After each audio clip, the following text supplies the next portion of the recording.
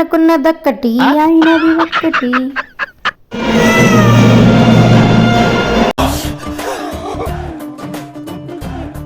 Hello guys, welcome back to our channel. ఈరోజు అయితే మా మరదల పెళ్ళి. మేము రెడీ అయితే మండపంకి అయితే వెళ్ళిపోయాము. మేమైతే మా మ్యారేజ్ లుక్ అనేది రీక్రియేట్ చేసాము. ఇంకా లక్కీతో అయితే అనుకున్నదొక్కటి అయినది ఒక్కటి, బోల్తా కొట్టింది బుల్బుల్ పిట్ట అన్నట్టు అయిపోయింది నా పరిస్థితి.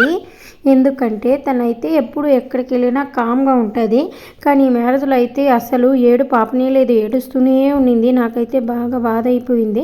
ఏడుస్తూ ఉండడం వల్ల విసిగిచ్చేసింది. ఇంకా మా అమ్మ వచ్చేదాకా అయితే తనైతే నా దగ్గరికి రాలేదు.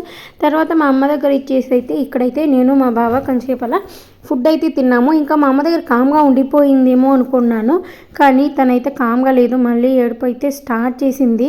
అసలు నేనైతే నైట్ అంతా మ్యారేజ్లో ఉందామనేసి లక్కీది నాది మా బావవి అంతా కూడా బట్టలు అయితే తీసుకెళ్ళాను, కానీ లక్కీ ఏడుపు ఆపలేదు. ఇంకైతే మా అమ్మ దగ్గర కూడా తను అస్సలు ఉండటం లేదు. ఇంకా ఏం చేసేది లేదు. రిసెప్షన్ అసలు నేను కాసేపు కూడా చూసినట్టు ఫీలింగ్ కూడా లేదు. అసలు ఏడు పాపనే లేదు. ఫస్ట్ టైం లక్కీ ఇంత ఇబ్బంది పెట్టిందన్న అయితే ఇంకా చేసేదేం లేదు. బయట కూర్చోన మా నాన్న నా తమ్ముడు వస్తే ఉండిపోతుందేమో అని అప్పటికి వాళ్ళ దగ్గర కూడా ఉండలేదు, ఏడుస్తూనే ఉండింది.